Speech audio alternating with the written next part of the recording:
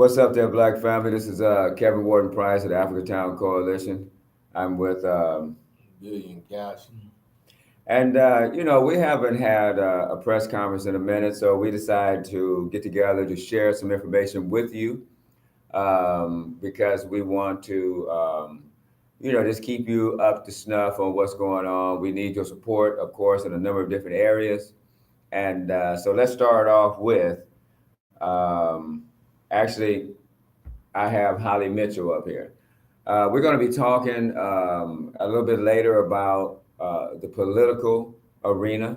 We're going to be talking about, what Africa Towns, some of Africa Town's political views and so forth and so such in regards to the city council, in regards to the county board of supervisors position, and probably even the mayor's office. So I mean, there's a number of positions that we should be looking at as the Black family.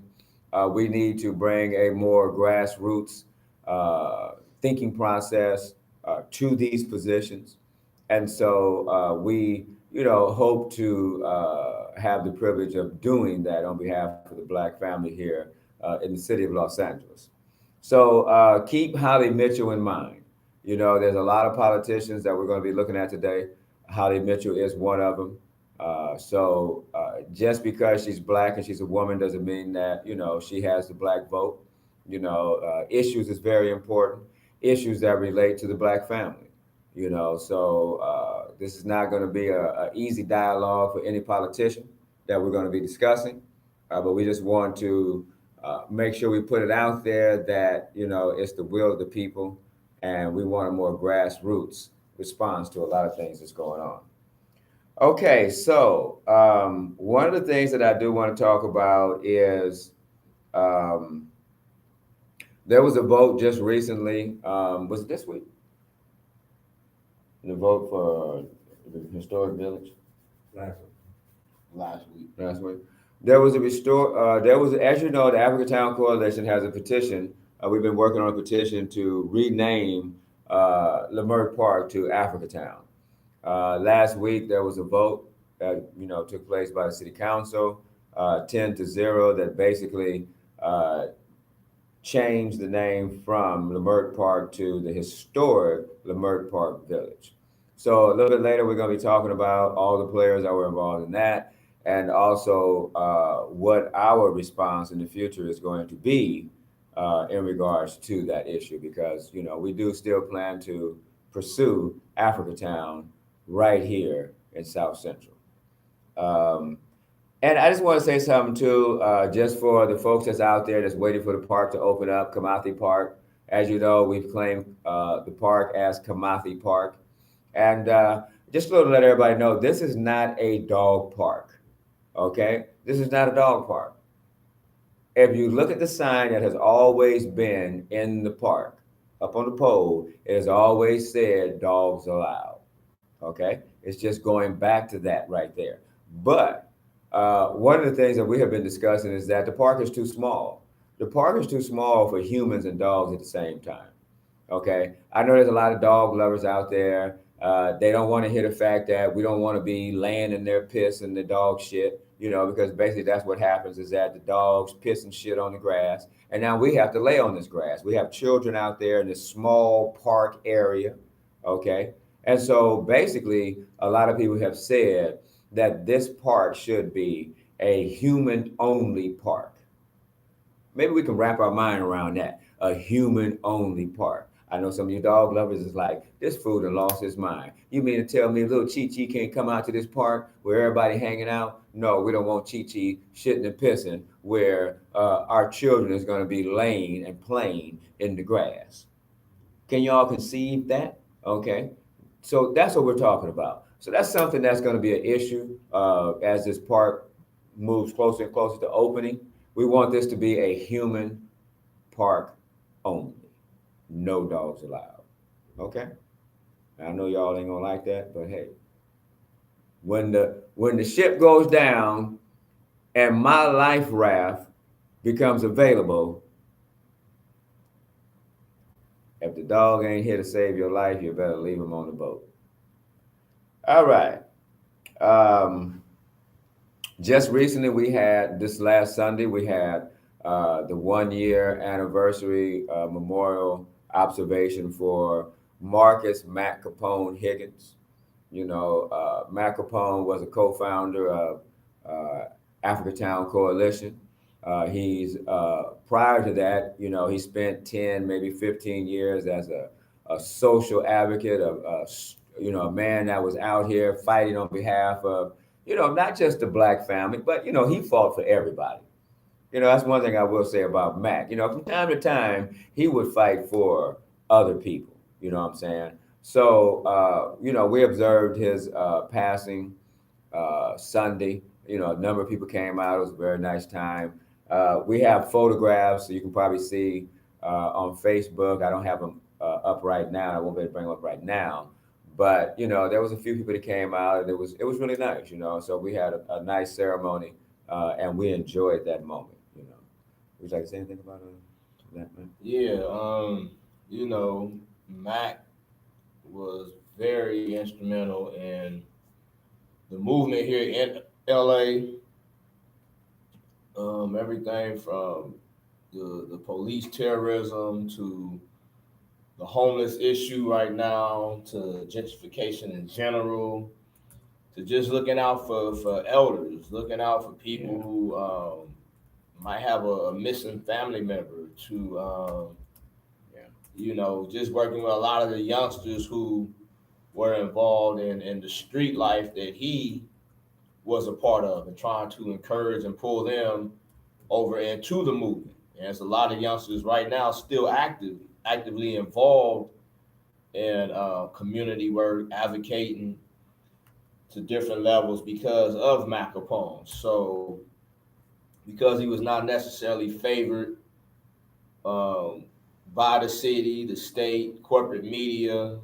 He's one of those people that not a lot of our people know a lot about, but all who knew of him know he most definitely goes down as one of the great beings that walked this planet on behalf of his brothers and sisters. So every year we want to make this bigger, both the day of his transition, but also the day of his birth, which will be coming up July 7th. Last year, we began what we're calling the Mac Capone Day. It was the first annual Mac Capone Day last year. And this year, we hope to make it even bigger. So, all of you who may see this video, they're familiar with Mac, get in contact with us early. It was kind of a last minute thing with his transition this past Sunday as we were preoccupied with a lot of different activities, as a lot of you know. But we most definitely want to gradually build Mac Capone Day as big as all the rest of our martyrs, ancestors who fought for us. Be it Malcolm X Day, Dr. King Day, whatever, and especially that Mac spent so much time fighting here in LA, and like Kevin said, not just in the black community. When it came to issues of police terrorism, he stood up for Omar Obrego, Susie Pena, a lot of different people throughout the city and county who dealt with this. So, we encourage a lot of you to go ahead and contact us ASAP so we can start planning, start putting our funds and resources together. But in addition, we are also pushing to have Mac Capone honored with a mural, both with this destination Crenshaw, but also wherever else throughout the city, there's space to throw up a mural to honor this great brother. So again, those of you who may be artists or may have space, because few of you talked to us last year about this, but again, by us being so involved in arranging his funeral, and as you all saw from the time he passed to the situation with the oath breakers to multiple other things that came about, we didn't get to stay on top of putting up a mural for Mac Capone. We most definitely want to make sure that happens in the near future. So long live Mac Capone. Long live Mac Capone. Also, we had a transition of our brother, Baba. Um, and he was one of the original Black Panthers. I don't know if you know him, you know him. If you don't, hey, let me see if I have a obituary. I don't think I had a obituary with me. Oh, yes, I do. Okay, so yeah, we dealt with the transition of our brother just recently. This Saturday, we had his memorial service at Inglewood Cemetery, and then we had the what, huh? What do you call that? The repast at the Afiba Center. So it was a very nice repast. It was a joyful moment. Our brother has become an ancestor now. He's made that transition, and we just look forward to how he's going to impact the Black family on the divine level. So once again, we also want to just give our thoughts out and our spiritual energy out, what I'm saying, to Brother Baba, Ronald Lewis Preston, the original Black Panther.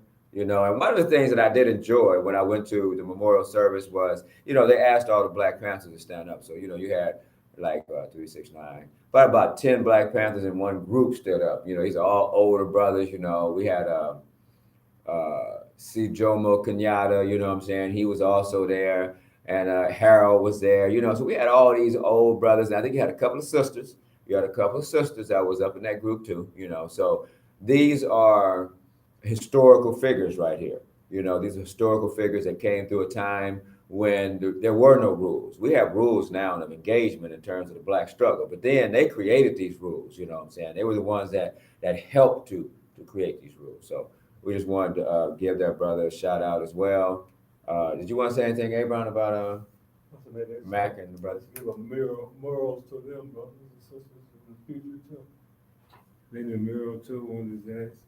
That's right. For the struggle they put for the family of blacks. I said to L.A., Oakland, wherever it came from. That's right. And to the grand Capone was stayed the same neighborhood I was. I came up like from the streets too, like he did, and went to the power movement. I might have flown somebody, but he did. I see when he got a lot of people out of the streets into the movement. Right. Like the brother said, he does a whole lot of Kevin, Barry said he did a whole bunch of other good works, help the elderly, feed the people, help the homeless. And some fighting because of course the terrorism, police terror, and all the other struggles that we going through. People feeding people, saw people in businesses. He been on this stuff for a while. So. For a while. Mm-hmm. That's right. So me as a former roller 60 too. So coming to the streets, to the Black Power movement. So I love Black Capone. Long live Black Capone. Long live Black Capone. Okay, so we already mentioned. Bob, real quick. Go ahead. And one of the things, a lot of the younger generation always looks to a lot of our elders. Some, rightfully talk about what happened 40, 50 years ago, but Baba was one of the few, again, who was actively out here with us still. It was a couple times during the Hubert's grand closing, the brother popped up. He had heard about it, came through, stood with us in his support. And also, he's one of the brothers who's known amongst the OGs. Some of the gangs, as a lot of people know, are considered bastards of the party, being the Black Panther Party. So he is one of the OGs to the triple OGs for a lot of gangs.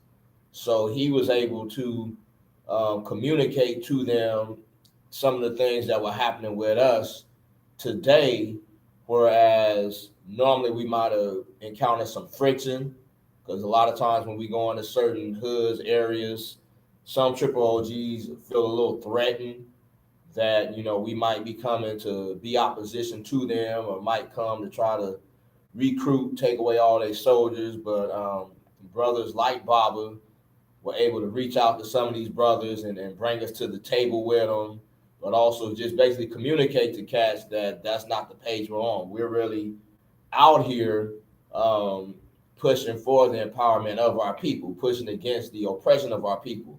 So, that's one of the things we really respected about him. He was a regular attendee of the monthly Black Panther breakfast that takes place every second Sunday at Simply Wholesome.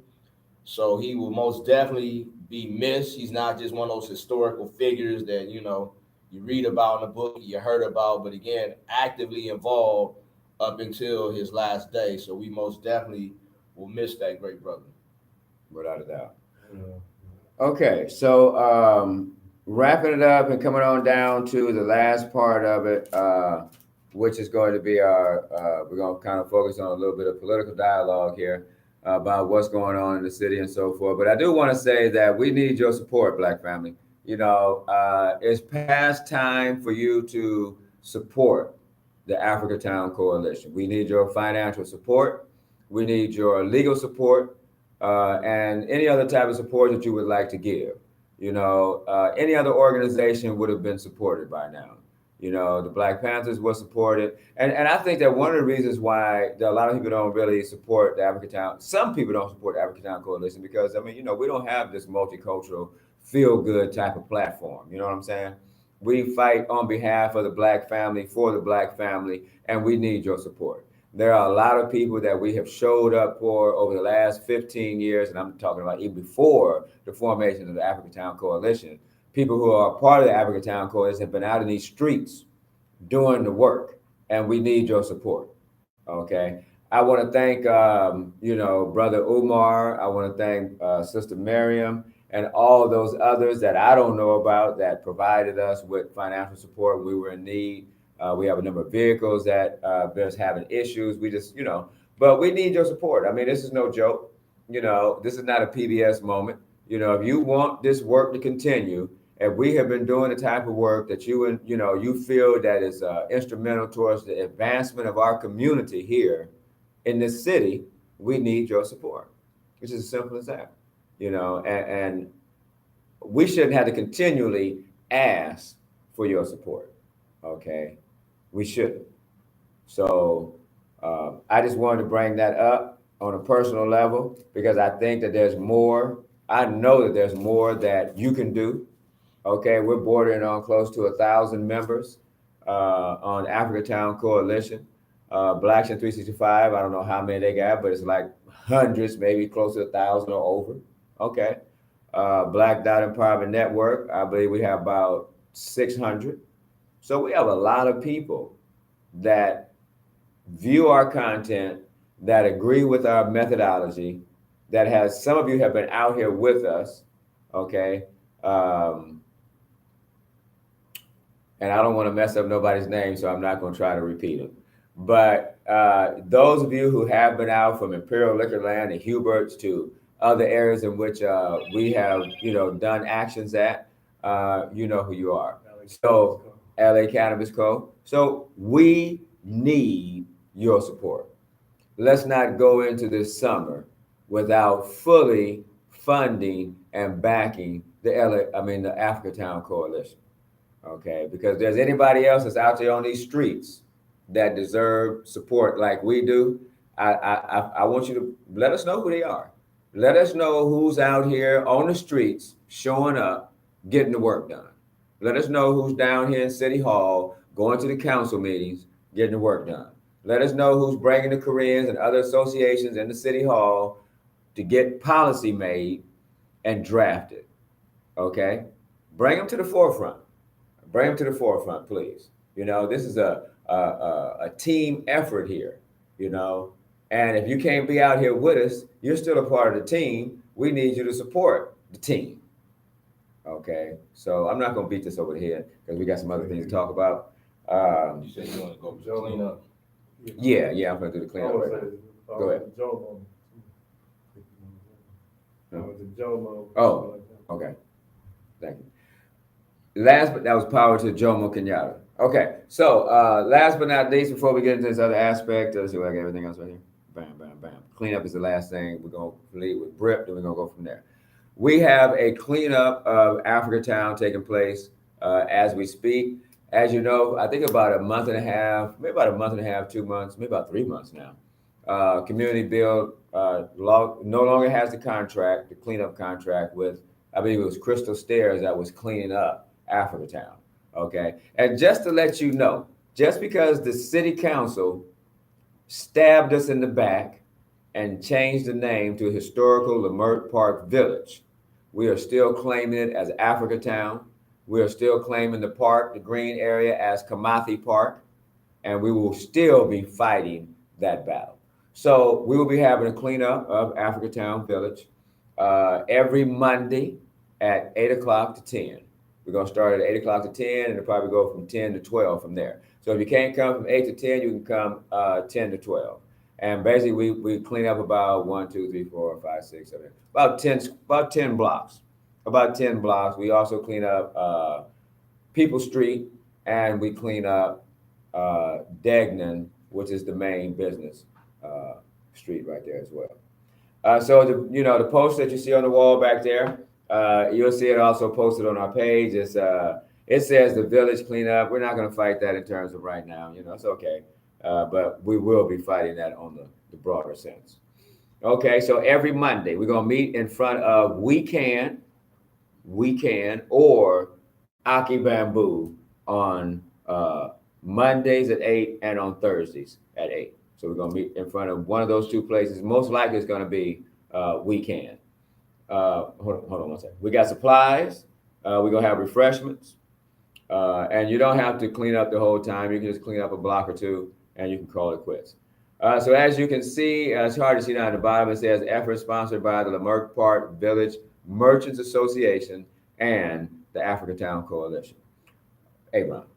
Yeah, clean up on that wall. What wall? Yeah, I was about to mention that. Oh. Okay, he did the wall. Okay, and with that, we want to go ahead and we have a couple other topics that we want to talk about. We have Billion want to talk about. He has a couple of topics. We're going to get into BRIP in a little bit as well. And then we're going to get into some political stuff as well. Go ahead. Yeah, we're still cleaning up the wall, and as we've mentioned a few times, we have talked to Marquise Harris Dawson's office. We were hoping by now we would have had a massive cleanup. Again, on the front side of the wall, whether it's cars driving by or just students after school, or just people walking down the street daily. There's a lot of trash that's left out there. For a while, we were arranging with sanitation to have it picked up. After we go out there daily, bag it up, we were arranging with sanitation to have it picked up. I believe Tuesday is the day they were picking it up. But due to a couple mishaps for whatever reason, that was not happening. So we've been leaving bags of trash on the back side of the wall. And we got to thank Bethesda, the church right there, because they have been taking on themselves to pick up the trash and dispose of it in their dumpster. So we most definitely thank them. But now, as spring has fully happened in effect, a lot of the brush has regrown that we cut down last November after the swastika took place, and it's covering up parts of the wall again. But daily is leaving a lot of brush that is needed to be cleaned up. So again, those of you who see this, if you can, go ahead and reach out to Council District 8 and just, express you would like to see it cleaned up also. But this is happening daily for about the past week. As Kevin has said, we've been having a few issues with our transportation. So we haven't been on it to the extent we had been. But again, that's why you might see a little more trash out there right now. But hopefully, the city will step in and do some of the things we're asking of them to do. But also on the back side of the wall, there's a lot of trash that still gathers. Again, I don't know if it's people that stay over there or people that just drive and hang out, party by the wall and just leave a lot of trash. But again, we're asking for assistance, as Kevin just stated. We're not getting a lot of financial support right now. So we've been doing the best that we can to the extent that we can. But again, when it leaves us with transportation issues and other issues we got to then overcompensate for, it makes it a lot more difficult. So we thank those of you who have been supporting. They go, you know, the wall is, it's on Crenshaw 50th. No, y'all know the wall is. Right. And as everybody was saying, the wall is our great contribution. Crenshaw and 50th that stretches, that distance with all the murals on it. And I just want to say, Billion has done, and leading up that particular cleaning project, he's done a great job on that. We each have our own little things that we head up, but we all deal with everything, but that's just how the responsibility gets spread out. Okay, so I just want to kind of throw in BRIP, okay, because we want to start talking about a little bit of the political thing, but I think BRIP is a good way to come in and start talking about some good stuff here. So as you know, we launched BRIP. BRIP is our Business Relations Improvement Project. Matter of fact, I think I have a handout right here.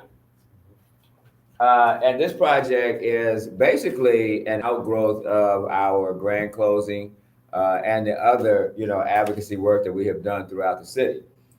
Basically, we were approached and said that, we appreciate what you're doing, we like what you're doing, and we would like to partner with you. So Hope, expressed that, and so here we are. So basically, we're in partnership with Hope, which is Hyde Park. Organizational Partnership for Empowerment. I always get tangled on that one, but I'm gonna get it sooner or later. Okay, so for those of you that wasn't familiar with BRIP, this is BRIP. Okay, this is the thing right here, and this is our Business Relations Improvement Project. We basically launched this in partnership with, as you can see down there, Hope and the Hyde Park Community Council. Okay, so there you go. All right, those are everybody that's involved. That's right. And so, the objective basically is to bring about an awareness within the community, one, to business owners that says, we would like for you to do a better job at interaction with the community, hiring the community, and investing in the community. Okay, there's a number of issues that we're going to be dealing with in terms of BRIP. We're going to canvas from, 79 to 52nd, something like that, and then all the way down to Van Ness and West Boulevard and all the businesses, and we're going to also talk to the people. We have a couple of opportunity fairs that's coming up. The first will be in June 29th. We're targeting our young people and other people in the community to prepare themselves for employment. Yeah, there's been some criticism saying, oh, well, we need better job opportunities, more career opportunities. Well, that's cool. We're working on a project with that as well. But there are a lot of small jobs that need to be filled. And if Black people don't fill them, we're going to be crying about, well, we ain't got all these jobs. So we want to make sure we fill the little jobs and the mid jobs and the higher up jobs. Okay? Yeah. So, you want to throw something in there, Brother Billy? Yeah, and it's been real interesting as we began this last week. Yeah, getting out. We are looking to go from Crenshaw and 79th to Crenshaw 52nd, and on both Florence and Slauson from West Boulevard to Van Ness. So last week we began on Crenshaw and 79th, made it down to Florence, and then we again picked up on Florence and Crenshaw and made it up to 10th Ave and back. Right. And one of the things that we found is that there are a lot of Black businesses still. Exactly. But most of these businesses are in need of some serious support, financial and other resources, technology. As we are in this digital age right now, you got a lot of older proprietors who are not as familiar with some of the new technology, but they're out there, they're in need of support. So that is something that we saw as we got out there that we're going to need to do in addition to notifying non-Black businesses about the new civil and human rights ordinance, but finding ways to get more resources and foot traffic to the Black businesses that are still out there. So as we document this on YouTube, Facebook, Instagram, or whatever, please support these businesses. If there's anything you see, like last week, we made it over to Hank's Market. It's one of the markets that kind of followed the format a lot of you were saying while we were grand closing Liquorland, grand closing Hubert. You were saying you wanted better, healthy choices. Well, that's what has happened over at Hank's Market. I believe that's Florence and 11th Ave. 11th Ave. Yes. Florence and 11th. So it's just east of Florence. It's on the north side of the street, but it's a black family. The father's owned the business for several decades. Now the daughter has stepped up. They've managed to upgrade it. They got two nice murals. On one side, they have a mural that says "Stronger Together," basically calling on the community, all different races in the community to work together. But on the front, they have a mural honoring Nipsey. But they're one of several businesses that need your support. We also are finding other businesses, non-black businesses, that are going out of business. We talked to the owner over at the car wash, and he was basically saying he is not getting the type of business to where he could stay in business or even hire more employees right now. So he's saying in the near future, he will probably no longer be there. So that's one of the interesting things that we didn't necessarily foresee when we launched this BRIP, but it's getting out, really identifying who's who and what's what. And we, of course, did find a few proprietors that folks in the community don't really want there any longer. I think there was the cleaners we ran into, and some of the people told us, I've seen this cleaners forever, but I've never went there, not really familiar with their service. And people was just like, yeah, the dude that runs it, he needs to get out of there. And I kind of sensed it when we went in to talk to him. But these are things we're really going to need y'all to step up and follow through on as we identify it. Right. Again, either going to support or putting the word out that we don't need them there anymore. Right. And you know, one of the things that I just wanted to show you here that is very important in the message, as you can see it in big letters, is shop where you are respected. Okay, that is big. Shop where you are respected. Because if you are not being respected at these businesses, then it is foolish for us to be shopping and spending our money at these businesses. We have an economic power. We have some power. It's in our pocket. It's that green stuff. And if we choke that dollar out from these businesses that disrespect us, I guarantee you they will change the way they do what they do. Unless they just feel like it's dope or something, you just can't do nothing about it, you know. So just real quick, I just want to kind of just shoot a couple of things at you. I want you to know that, you know, BRIP, the Business Relations Improvement Project, is about a community engagement roadmap. Okay, this is about identifying and building relationships with community organizations. Okay, this is something that we want these businesses to do. We also have a meeting with community representatives. Okay, we want businesses to start meeting with community representatives, nonprofit organizations, schools, and other entities within the community, so that we can begin to address and build these bridges in a more equitable fashion. You know, not one-sided. I'm the business owner, and whatever I say, go. No, you in our community, and if we don't want you here, we can run you out. Cultural sensitivity training. One of the major things that the Africatown Coalition sees as necessary in a lot of business to community relationships is cultural sensitivity training. We don't want people to just patronize our way of life, our culture, our language, and stuff like that in order to make money. You know what I'm saying? If you're going to be in our community, we want you to respect us. We want you to know where the line is drawn, and we want you to know the lines not to cross. You got to know the lines not to cross, and that's a two-way street. Okay, so you know we push for cultural sensitivity training. One of the things that we included in the BRIP, project, as you can see right here, we have where my finger is, cultural sensitivity training right there.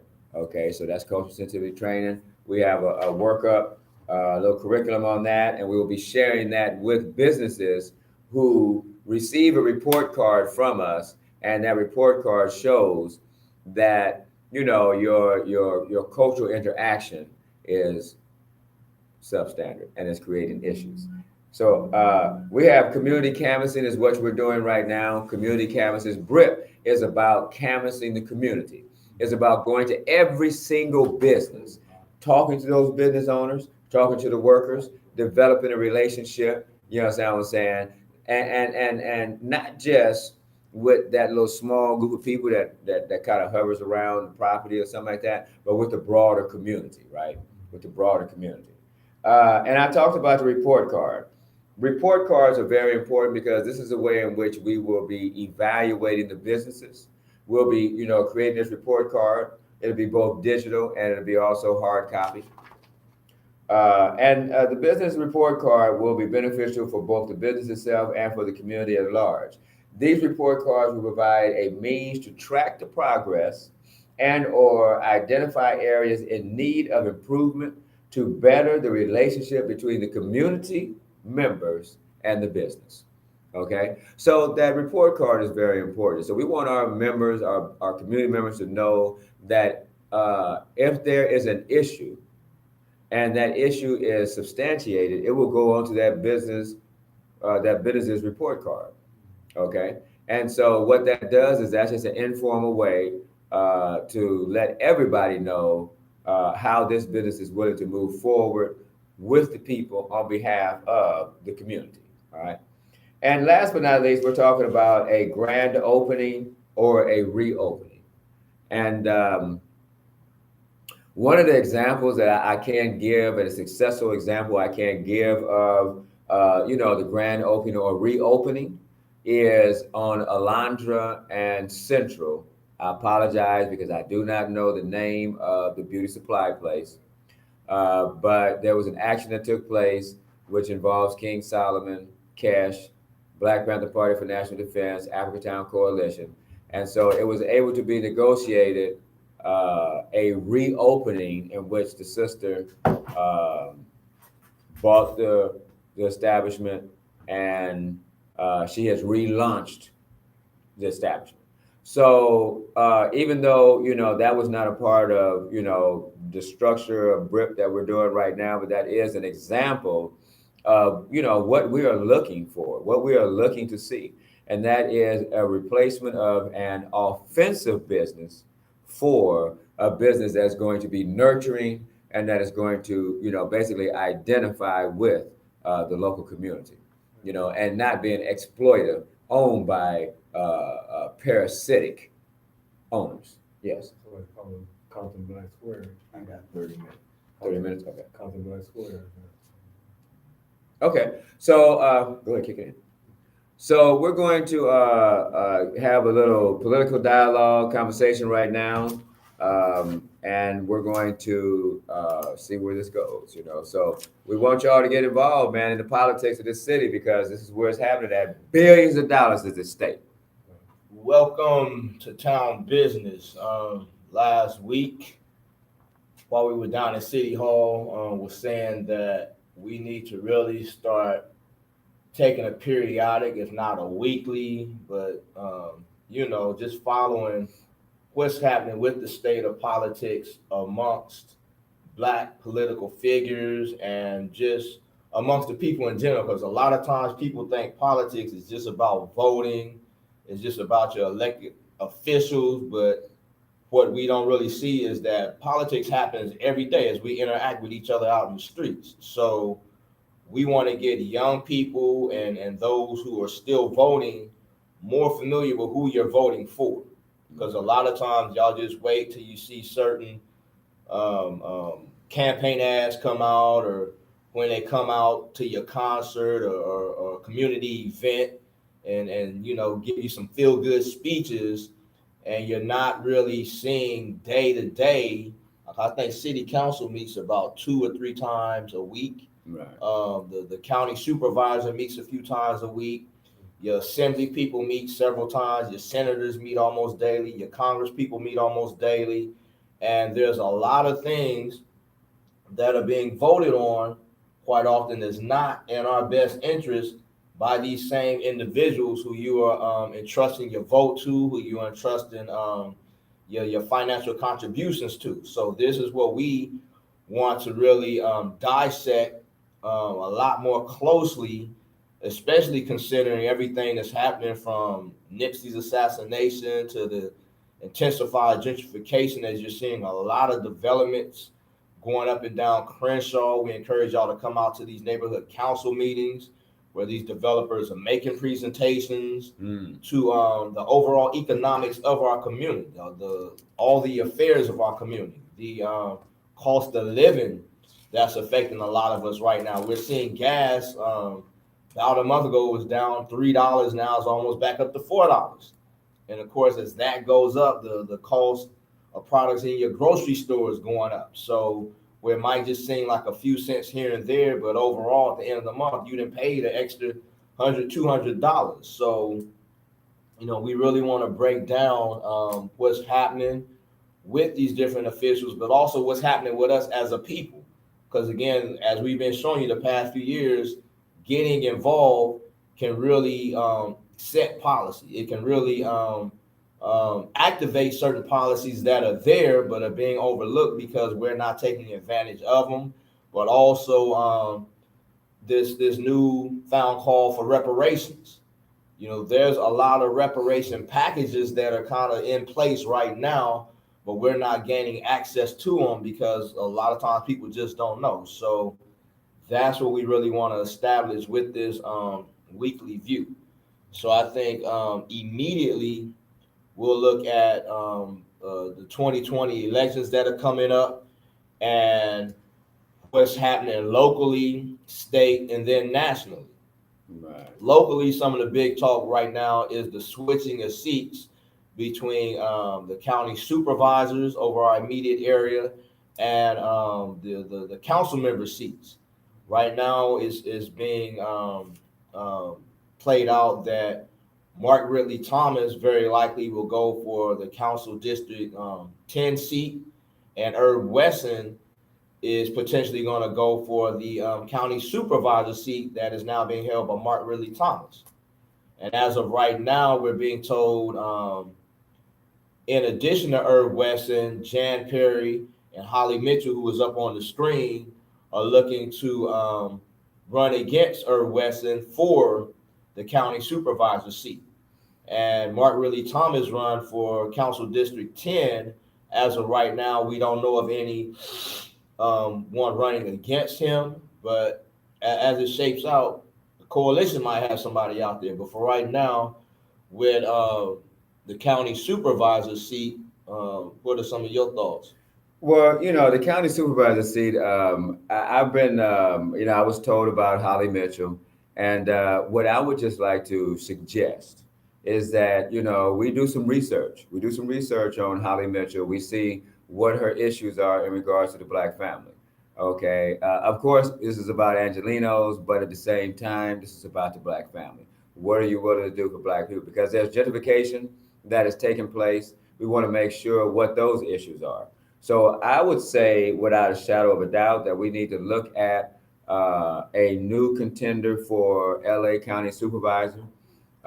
If it's to be Holly Mitchell, if the research shows that she has the issues that are necessary to move us forward as a people here in the city, then I would say by all means support Holly Mitchell. We don't need politics as usual. Okay, we have lost a number of battles because of the people that we have in office right now, and so we need to redraw. We need to redraw a lot of what we're doing and a lot of things that we have going on. A lot of people that's out there speaking for us. We need a grassroots. We need some grassroots advocates on the city council. My brother. Yeah, from what I've known about Holly Mitchell, first as a California State Assembly person and now a senator, a lot of people do favor, what she's doing. I'm hearing she's big on healthcare. She looks out for seniors, a number of other things. But again, the African Town Coalition first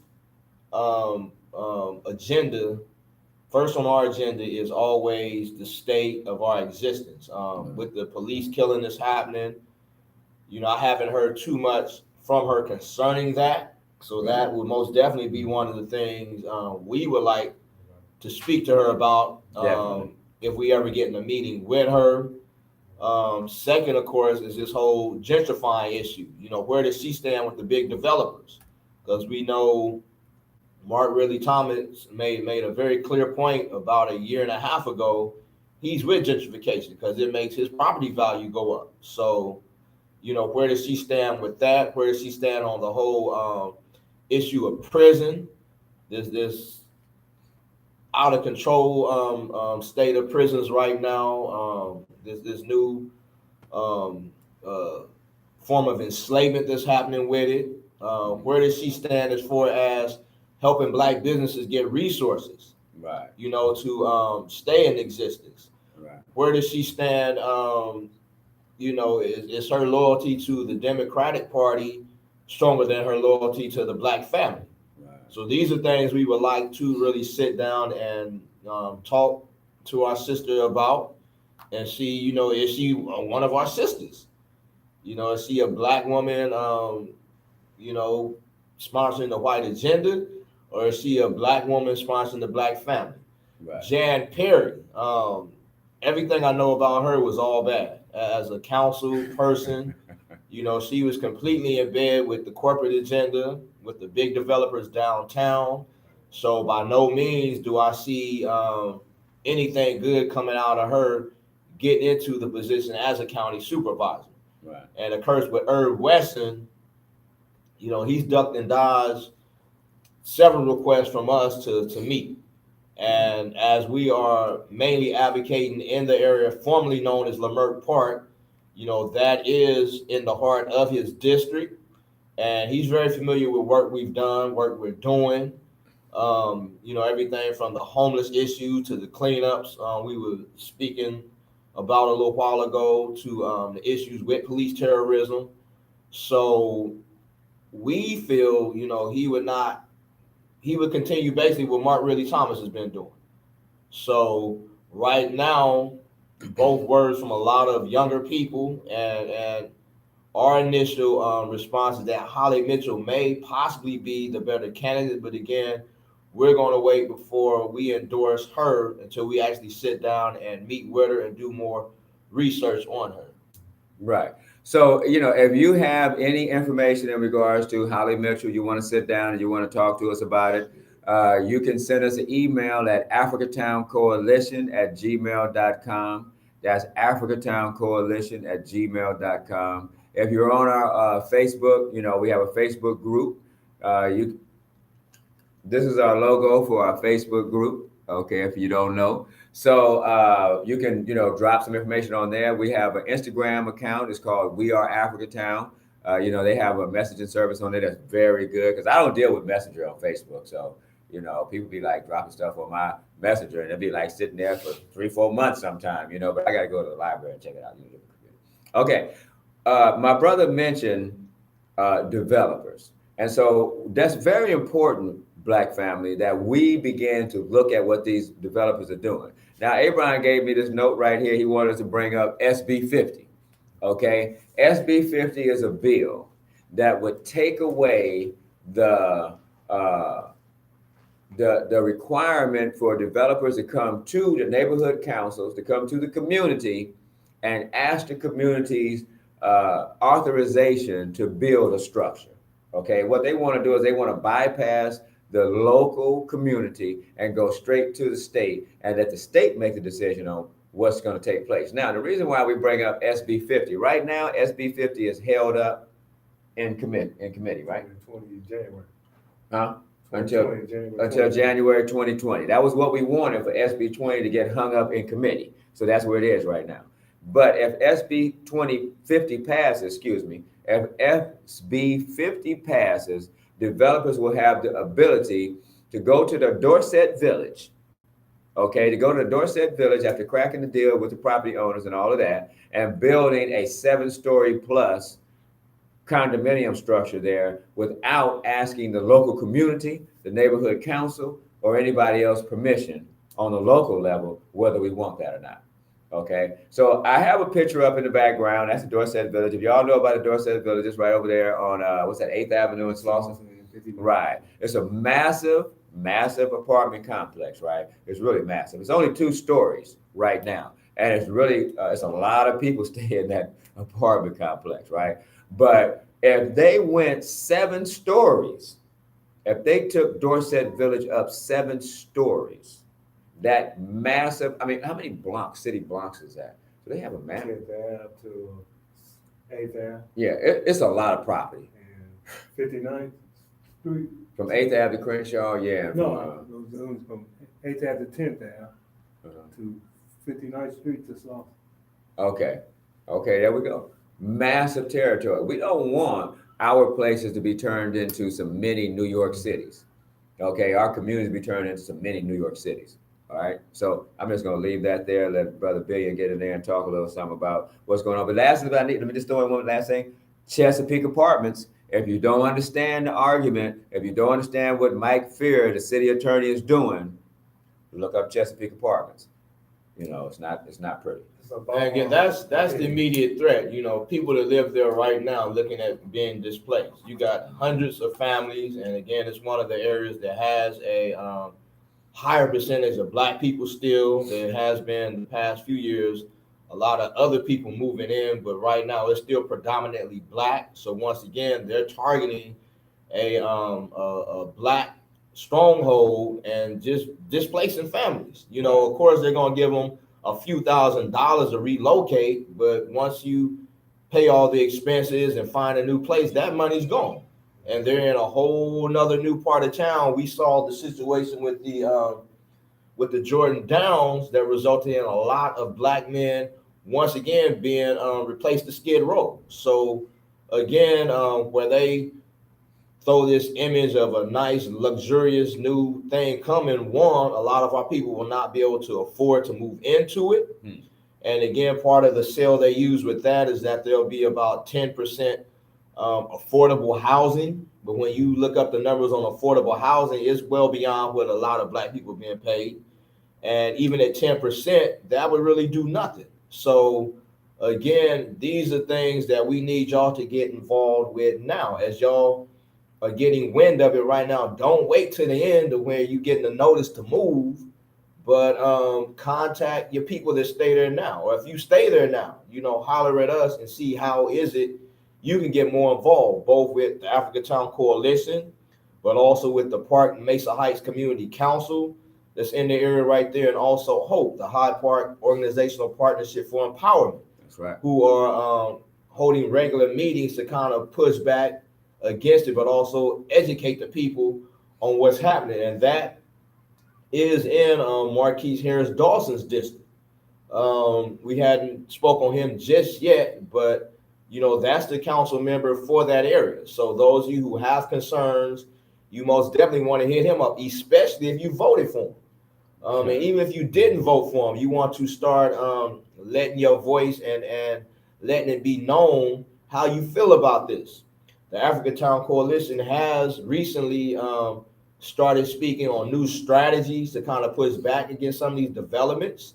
So some of you younger people who are sitting around right now, not necessarily working or going to school, you know, this is a time for you to get involved and you know, saving your lifestyle, your means of living, saving your home. You know, this is war. Right.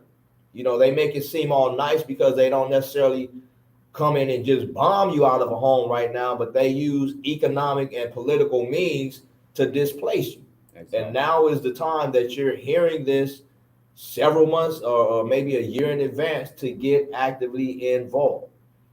And since we brought up Marquise Harris Dawson, you know, we want to go ahead and just go into him.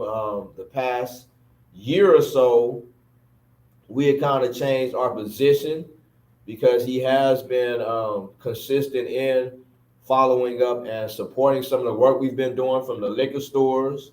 You know, he took the initiative to go ahead and shut down the liquor bank to LA Cannabis Co.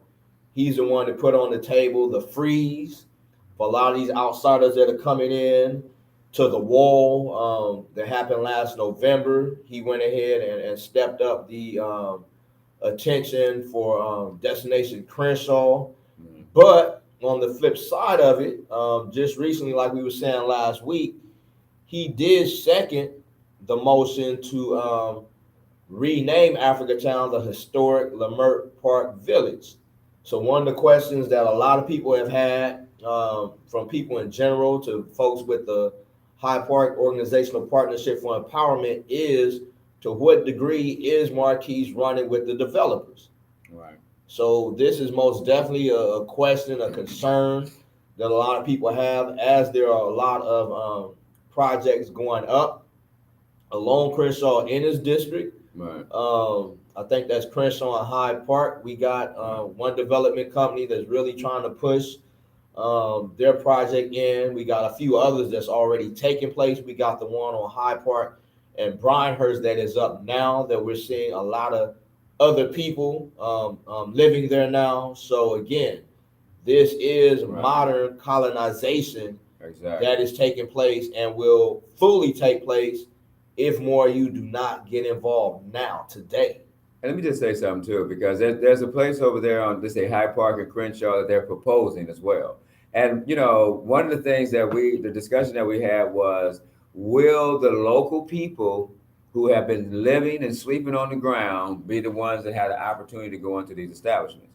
Now, before they get in contact with, you know, all the non-profits that's dealing with homeless and what do you call them people, Hopics and all the people like that, they be given one answer. Once they start talking to all those people, then they let them know that there's no guarantee that the same people who have been living on the streets for the last 10, 15, 20 years will be the ones going to that establishment, because that's not the intake process, you see. So there are people who don't even live in these communities that will be coming in to live in these residential areas that should be for those people who are in the community that have been homeless in these communities. So that's an issue that we have. Marquise, like I said, Marquise Harris Dawson, one of the things, as I've heard, is that, you know, he didn't do enough to make sure that that railroad didn't go underground or above, you know, instead of being at grade. Because that's a big issue. There's a lot of hard feelings in regards to that issue right there. So, I mean, we want to get involved in the politics, folks. We want to get involved in the politics. We are tired of having other people have the final say on what we want. Okay, so we, as a segment of the community, deserve representation. This grassroots segment, there's a grassroots segment that doesn't feel that they have enough grassroots representation, and so that's what we need to be looking for in 2020. Who is going to bring us that message and to be that voice? And one of the examples that this is already playing out is a lot of these group homes that have been going up. There was some opposition to different group homes coming into the community. There was some concern, and as we've seen a few of them up and down 11th Ave, a couple on Crenshaw, we're seeing exactly that. These group homes are now there, but they're bringing in white drug addicts. They're bringing in a lot of different non-black drug addicts who are people starting to see hang out, you know, at the Crenshaw Plaza around the Dollar Tree. And there's been a few different issues with some of these people coming in. So, you know, this is most definitely a concern, as we have people here right now who need some assistance. And with the homeless issue, you see a lot of our people who need assistance, who need housing, you know, just keeping it straight up, need housing. Everything else comes secondary. So that, again, is something you need to get involved with now and not wait till the end of it once we see the results that we don't want. So examples of this has been, you know, with these liquor stores. For a long time, a lot of people complained about what we were seeing, but then as we actively got out there, it managed to affect some policy. And again, that's what politics is. Politics, policy. And then, of course, policy enforcers, which is basically the people. So as you're seeing these things happen, we are encouraging Do not wait. 2020 is not that far off. We're halfway through 2019 right now, as June is just a couple weeks away. And towards the end of this year, you'll start seeing a lot of campaigning begin for these different offices. And again, it's local, state, and national offices that's taking place. Of course, they want you over consumed with this whole issue of Trump.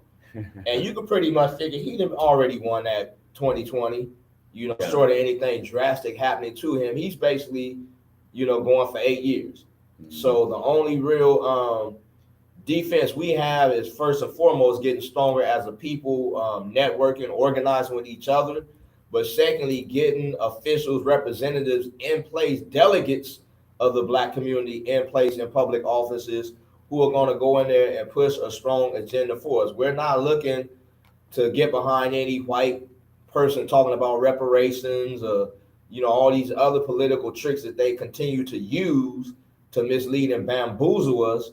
But we want to make sure we got some strong brothers and sisters in position who are not going to get in there and sell out for the corporate dollars. That's right. That's the game that Malcolm warned us about way back in 64 with the Ballad of the Bullet. And here we are 50 some years later, and it's still happening to us.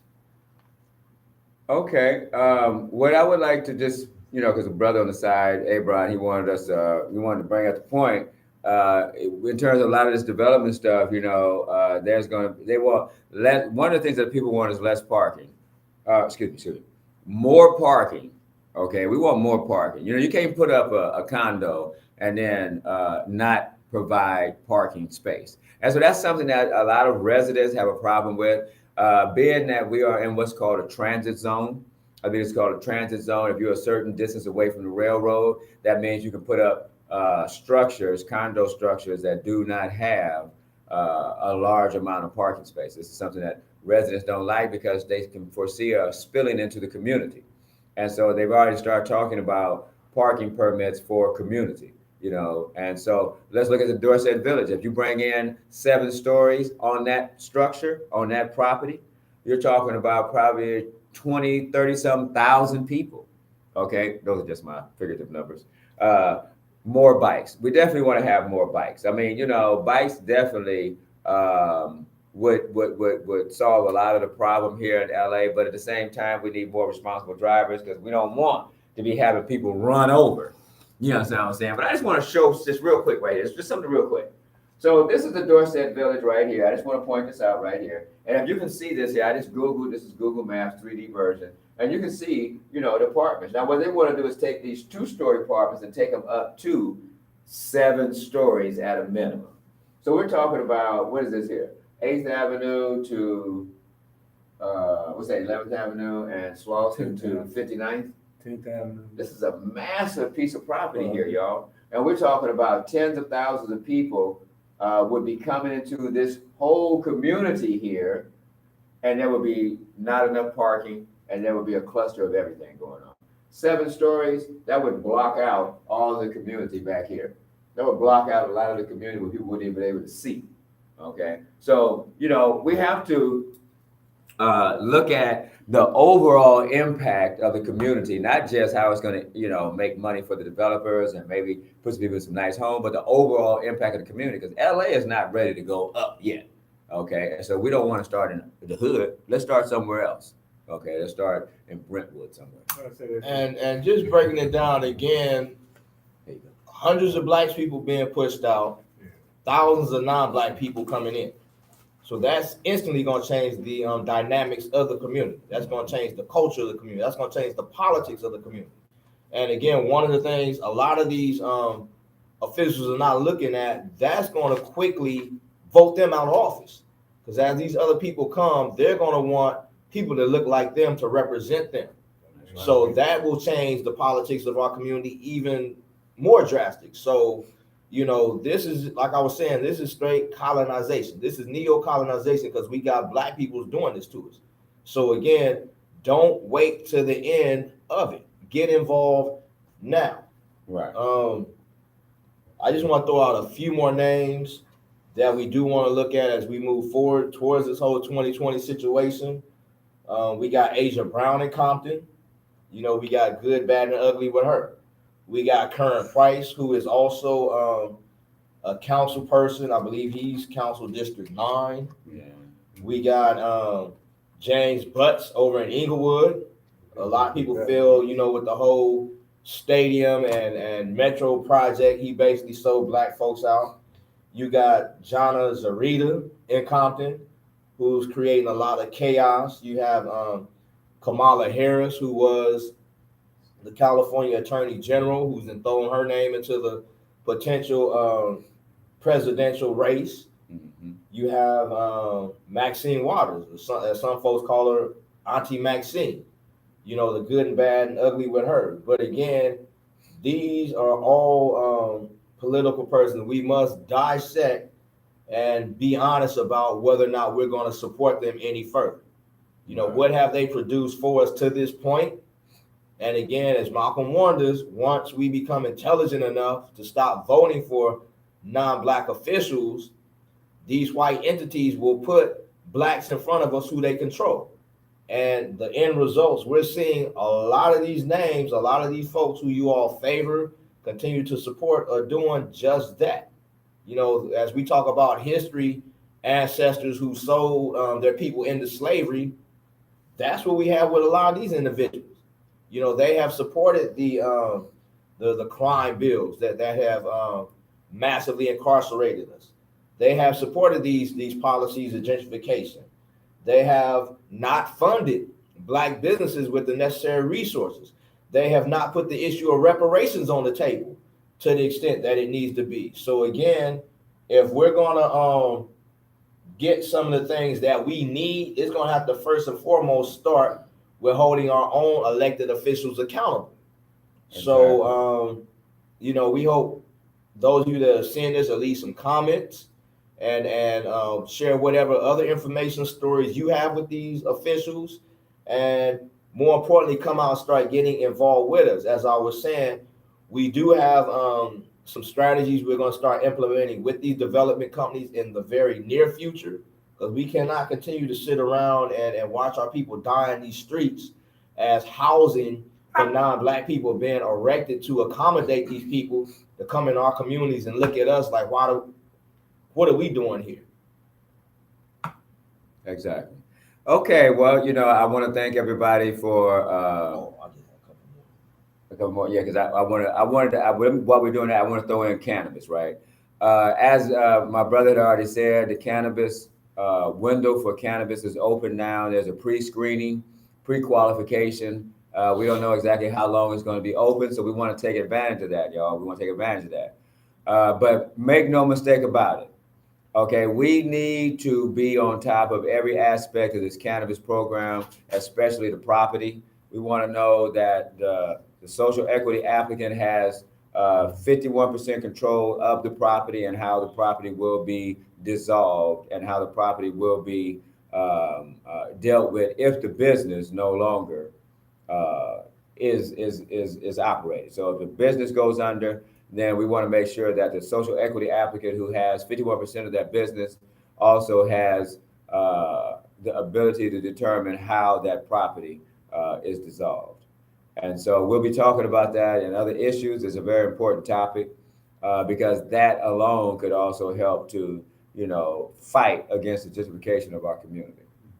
Yeah, so today the application process did begin, and everyone who, you know, whether you use cannabis, whether you sold it in the past, or if you just thought about, you know, cashing in on this multi-billion-dollar industry, go ahead and apply now. Because once it shuts down, the opportunity will no longer be there. Even if you change your mind after you apply and like, I don't really want to do it, the thing is to go ahead and get your name in there now so you can at least be identified. Because if later, after you find out more information, you decide, I want to do it, you won't be able to, I think, after about 60 days from now. So go ahead and we'll try to identify, you know, the site where they need to go exactly.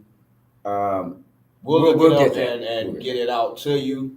But it's open right now, so go ahead and do it. If you know folks with these so-called illegal dispensaries right now, share this information with them so they can go ahead and get legal. But it's a multi-billion-dollar opportunity, y'all. They're even projecting to be a multi-trillion-dollar opportunity right here in LA alone. LA is the biggest market right now. It's been past Colorado, New York, everything. Just this past year, 2018 to now, since it became legal, LA has taken over the market, and they're expecting it to grow and get even bigger. So, they're talking to us about minimum wage jobs. This is a multi-billion-dollar opportunity, and our people from Project Crenshaw, who we were fighting along with against LA Cannabis Code, they will begin a workshop this Thursday to help you, get your paperwork, your documentation together, and to figure out exactly how to submit it.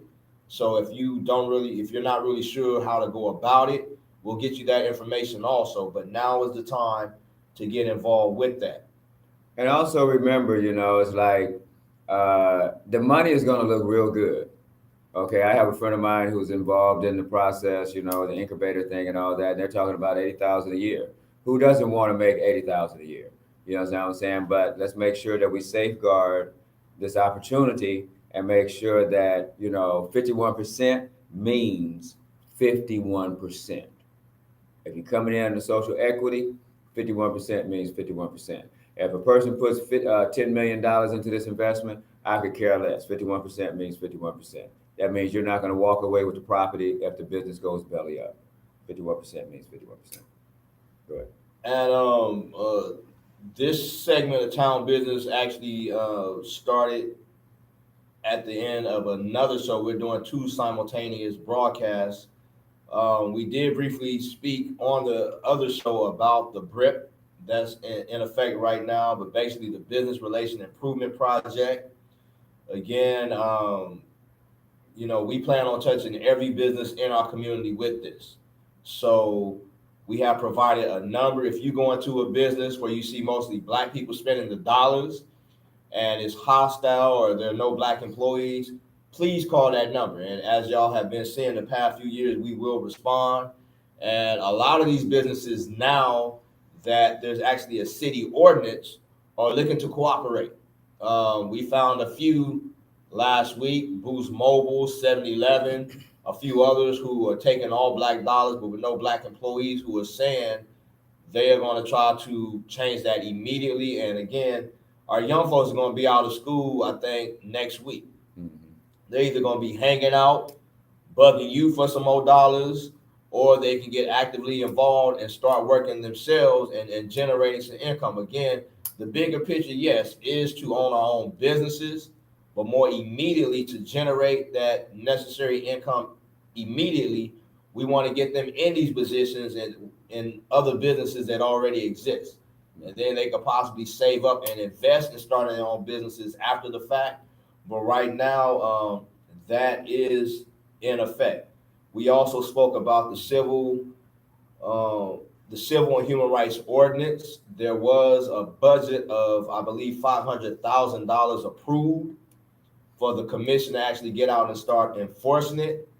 But according to what the Black Workers Center is saying, this is basically nothing. Considering what other departments for the city operate on, they feel this budget would be nothing to actually accommodate a team to get out here and go throughout the whole city and hold these businesses accountable that have been negligent in both reinvesting in the community, but also in hiring our people. So we will be providing more information with that as it becomes available.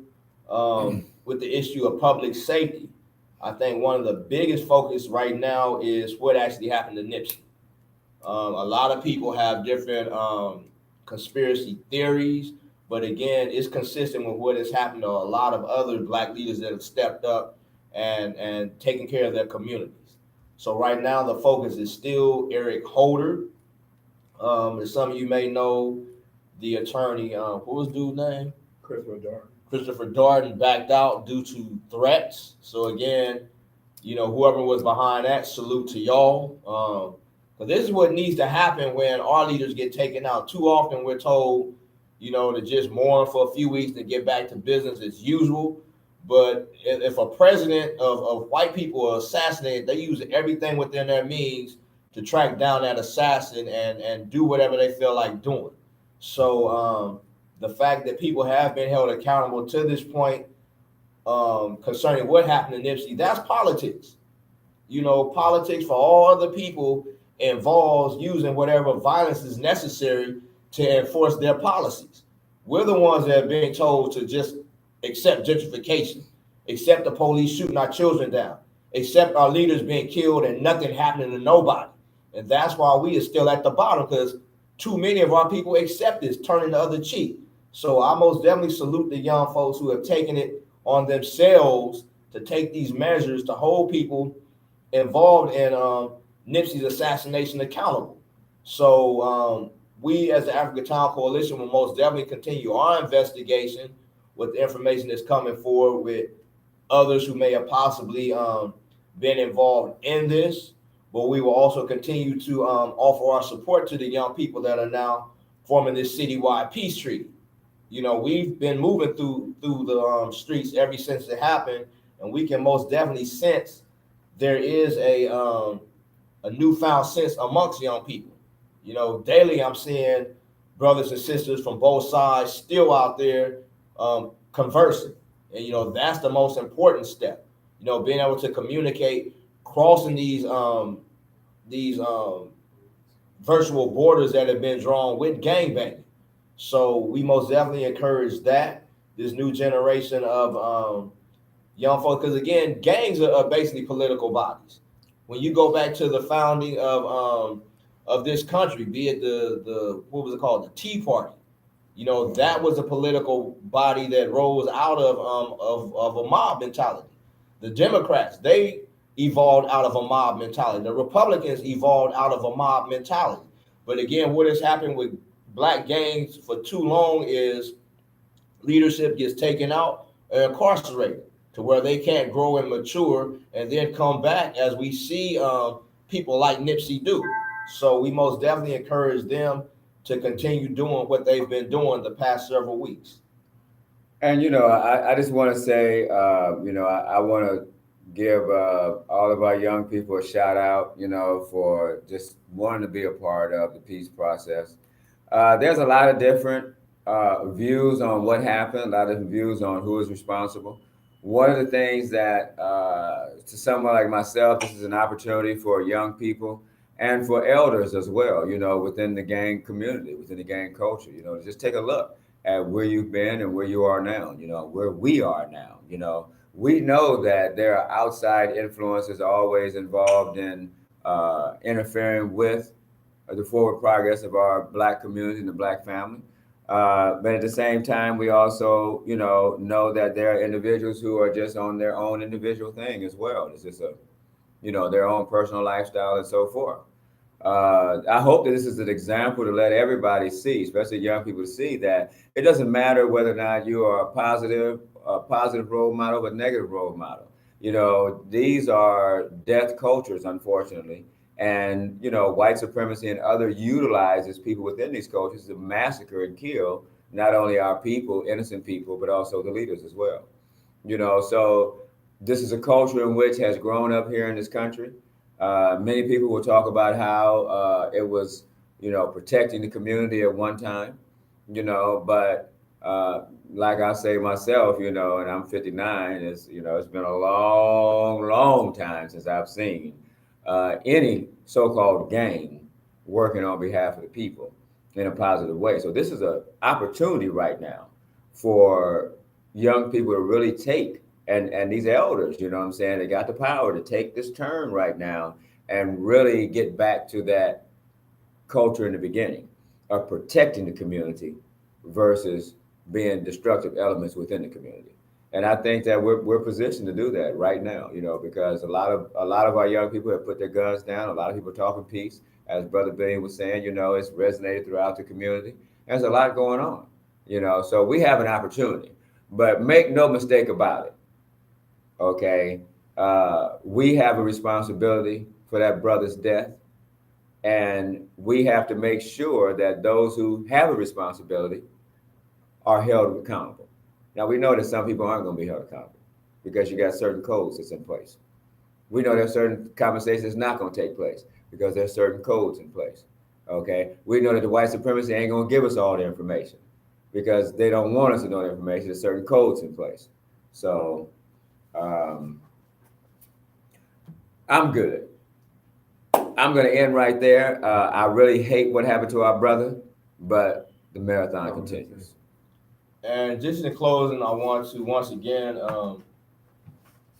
reemphasize something Kevin stated earlier on the first broadcast, but on the newer broadcast, Town Business, Africa Town and Abroad, we need y'all support. There's a lot of people that question and mock, what we do, but most people agree that things need to happen as far as the issue of our people being shot down in the streets. And we have consistently been individuals out here addressing that. Individually before we came together, and most definitely since we have come together, whether it's been the issue of police terrorism or whether it's been reactionary violence amongst our own people. We have consistently been on the forefront of this issue of gentrification. And we've seen some small policies, political changes come about because of it. So whether you agree that we're working or not, the end result is we're producing. And in order to keep producing, we need y'all support. And we most definitely thank everyone who has been helping us to this point. I don't even want to start names, but we may forget, but Sis Kamani, Sis Vanessa, Brother Kofi, Sister Miriam, Brother Umar, Sister Jazz. We finally met you yesterday in the real world. We most definitely appreciate you. Jazz McGee. And the number of others, if you only set like $5 here or there, when we're out in Africa Town on Sundays and you come and just drop something in the box, that most definitely is appreciated. But on the flip side of our work are the individuals who are putting these policies in place, and they're taking your tax dollars and affording themselves six-figure salaries. So when somebody want to question, oh, y'all out there trying to raise donations, yeah, because we're going up against multi-billion-dollar corporations. We're going up against politicians who are hustling every dollar, every resource out of the people. And, we barely affording ourselves a somewhat decent meal a day. We're putting that into the gas tank to get to here to there to do these things. Y'all seen us in the same damn clothes for the past 2 years. Some of y'all see the conditions of our shoes. So we're not out here tricking your dollars. We're making sure the things that need to happen so our people can continue to exist. We're being wiped off this planet right now. And a lot of folks take it for a joke until it happens to them or their loved ones. And of course, by that point, it's too damn late. And if you really pay attention to what's happening, they're not lightening up. They're throwing out a few trinkets to make you think things are getting better. But if you see, more people still coming to our community. People are still being shot down. Black businesses are still disappearing. As we're talking about reparations, it's not happening to this point. So we do need y'all support to continue this work. Those of you who, see the benefit of what we do, please consider if you can't make a financial contribution, come volunteer your car for a few days. Give our vehicles some break. We spent all last week having to make multiple repairs on our vehicles. So a lot of the money we had generated to that point had to go to that. And then some folks say, oh, them y'all personal vehicles. Well, please come forward and volunteer your vehicle. On Sundays, you still see the homeless issue. We got people out here, in addition to food, they need medication. They need different things. So don't take this as a subjective issue, a personal thing. Oh, Billy and Kevin, Abraham. No. What y'all do for us, we in turn are doing for the people, but we need y'all continued support because there are a lot of people right now that want to see us just fade out. They want to see us because, as Kevin said, he's 59. I'm 48. Abraham's in his mid-50s. We need more young people stepping up with that energy. We're tired. Been out here damn near 30 years now doing this. but we need y'all support, y'all. This is how all other movements have been successful. Whether we talk about the Haitian Revolution, whether we talk about the African independence struggles, or whether we talk about the Black Panther Party of the civil rights struggles, it was the people getting involved, getting behind Dr. King, getting behind Malcolm X, getting behind Huey and Bunchy Carter that made it possible for them to focus on the work and not have to run over here and focus on trying to generate some money today, or run over there and try to generate some money tomorrow, but being able to focus clearly on what needs to get done. But again, we thank those of you who have been coming out, getting involved, and those of you who can't necessarily volunteer your time and energy, who have been supplying financial contributions. We do thank y'all, but we need y'all continued support. Without a doubt. And on that note, would you like to say something, Abraham, in closing? I'm gonna say the people join the organization, or join the Africa Town Coalition, get involved for the people, the struggles, because the white conspiracy system, Illuminati will keep killing you, pushing you to you wipe your communities and financial institutions. Let's come out and let's join the organization. We need support to come out, Black Power. And the marathon continue. Black Power. Let us continue. And those of you tuning in specifically for town business, again, this is about the climate of Black politics. So please, anything you know about any of these elected officials, share it with us. Any of you young people who are considering running for office, most definitely let us know about what you're doing. But we are also working on bringing forward a new political party in addition. Without a doubt. So be ready for that, because, you know, if it's to be, it's up to us. Simple as that. All right. So once again, this has been Town Business, Africa Town and Beyond.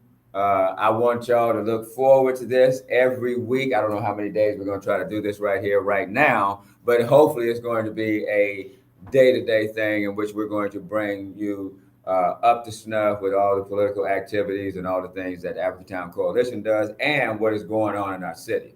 So this is a new opportunity to get involved in the political structure, and I definitely want to thank all of our supporters. I want to thank all of our members. I want to thank all of our founders. And I just want to say, you know, we're going to keep fighting the good fight. Black Power. Black Power, long live Capone. Long live Capone. Black Power. All right. Marathon continue.